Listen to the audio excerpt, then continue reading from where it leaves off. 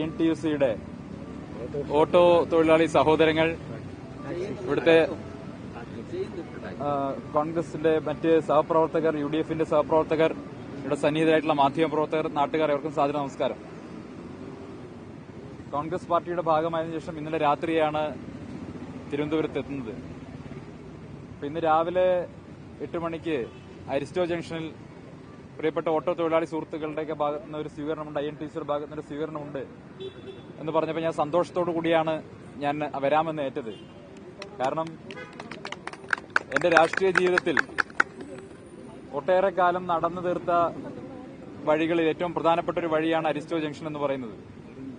നിരന്തരമായി ഞാൻ വന്നുപോയിരുന്നൊരു ഓഫീസ് തൊട്ടപ്പുറത്തുണ്ട്. പക്ഷെ ആ തൊട്ടപ്പുറത്തുള്ള ഓഫീസ് അതിപ്പോ ഞാൻ ഓഫീസായിട്ടല്ല കാണുന്നത്, പകരം വെറുപ്പിന്റെയും വിദ്വേഷത്തിന്റെയും ഫാക്ടറി ആയിട്ടാണ്. ആ ഫാക്ടറി വിട്ടിട്ടാണ് ഞാൻ ഇറങ്ങിയത് എന്ന് ഇന്നലെ രാത്രി എനിക്ക് മനസ്സിലായി.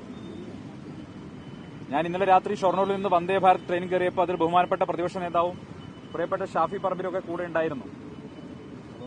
ഞാൻ വരുന്ന വഴിക്കാണ് അറിഞ്ഞത് ആ ട്രെയിനിൽ എന്റെ തൊട്ടടുത്ത് മറ്റൊരാൾ കൂടി ഉണ്ടായിരുന്നു. ഞാൻ നേരത്തെ പ്രവർത്തിച്ച പാർട്ടിയുടെ സംസ്ഥാന പ്രസിഡന്റ് കൂടി ആ ട്രെയിനിൽ ഉണ്ടായിരുന്നെന്ന് ഞാൻ അറിയുന്നത് പിന്നീടാണ്.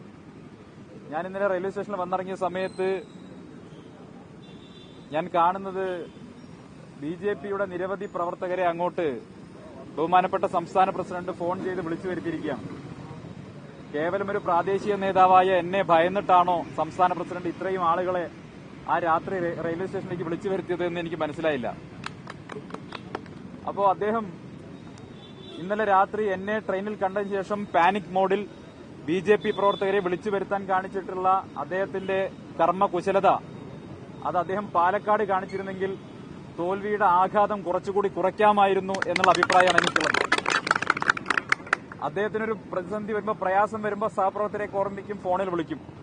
അതല്ലെങ്കിൽ ഒരാളെയും പരിഗണിക്കാത്ത ഒരു സംസ്ഥാന പ്രസിഡന്റാണ്. പക്ഷെ ഇന്നലെ രാത്രി എന്നെ ട്രെയിനിൽ കണ്ടതോടുകൂടി വല്ലാതെ പരിഭ്രമിച്ച് അവശനായ അദ്ദേഹം തിരുവനന്തപുരത്തെ ജീവിച്ചിരിക്കുന്ന മുഴുവൻ BJP പ്രവർത്തകരെയും ഫോൺ ചെയ്ത് സഹായം അഭ്യർത്ഥിച്ചു എന്നാണ് ഞാൻ മനസ്സിലാക്കിയത്. ഇന്നലെ INTUC-യുടെയും അതുപോലെ ബ്ലോക്ക് കോൺഗ്രസ് കമ്മിറ്റിയുടെയും ഒക്കെ പ്രവർത്തകർ ബ്ലോക്ക് കോൺഗ്രസ് പ്രസിഡന്റ് നേതൃത്വത്തിൽ എനിക്ക് സ്വീകരണം നൽകിയിട്ടുണ്ടായിരുന്നു, റെയിൽവേ സ്റ്റേഷനിൽ സ്വീകരണം നൽകിയിട്ടുണ്ടായിരുന്നു. ഞാൻ മനസ്സിലാക്കുന്നത് ഇന്നലെ രാത്രി എന്നോട് പറഞ്ഞത് ഇവിടെ അരിസ്റ്റോ ജംഗ്ഷനിൽ വെച്ച ഏതോ ഫ്ലെക്സ് ബോർഡ് BJP-യുടെ പ്രവർത്തകർ ആണെന്ന് തോന്നുന്നു, അവർ ഇടപെട്ട് നശിപ്പിച്ചു എന്നാണ് പറയുന്നത്. ഒരു ഫ്ലെക്സ് ബോർഡിൽ പോലും എന്നെ ഭയപ്പെടുകയാണോ സുരേന്ദ്രൻ എന്നാണ് എനിക്ക് ചോദിക്കാനുള്ളത്. ഞാൻ വെറും പ്രാദേശിക നേതാവല്ലേ, ചീള് കേസല്ലേ, ഒന്നും ചെയ്യാൻ പറ്റാത്തയാളല്ലേ. അങ്ങനെയൊക്കെ 190 സംസ്ഥാന കമ്മിറ്റി അംഗങ്ങളിൽ ഒരാൾ മാത്രമായ എന്നെ എന്തിനാണ് ശ്രീ K. സുരേന്ദ്രനും അദ്ദേഹത്തിന്റെ സംഘങ്ങളും ഭയക്കുന്നത് എന്ന് മനസ്സിലാകുന്നില്ല. എന്തായാലും ആ ഭയം നല്ലതാണ്. പട പേടിച്ച് പാലക്കാട്ട് നിന്ന് ഓടി പന്തളത്ത് പോയപ്പോ അവിടെ പന്തം കൊളുത്തിപ്പട എന്ന രീതിയിലാണ് ഇപ്പൊ അവസ്ഥ. പാലക്കാട് തെരഞ്ഞെടുപ്പിൽ മത്സരിച്ച മഹാൻ തന്നെയാണ് പന്തളം മുനിസിപ്പാലിറ്റിയുടെയും ചുമതലയുള്ളത്.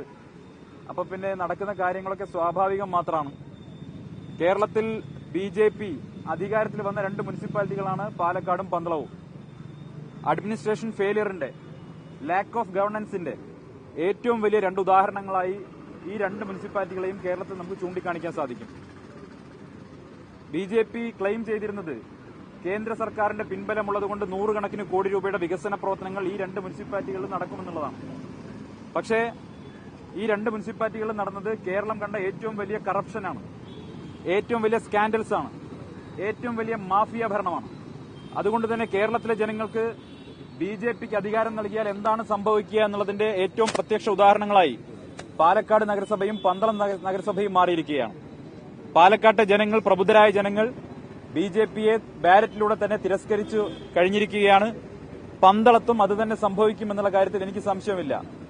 ഇന്നലെ ഏറ്റവും അവസാനത്തെ ശ്രമം എന്നുള്ള നിലയ്ക്ക് ചെയർമാനും വൈസ് ചെയർമാനും ഒക്കെ രാജിവെക്കുന്ന അവസ്ഥയിലേക്ക് അവിടെ പോയിട്ടുണ്ട്. പക്ഷെ എന്നാൽ പോലും ജനങ്ങൾക്ക് മുന്നിൽ, കേരളത്തിലെ ജനങ്ങൾക്ക് മുന്നിൽ അങ്ങേയറ്റം പരിഹാസ്യരായിരിക്കുകയാണ് BJPയുടെ നേതൃത്വം.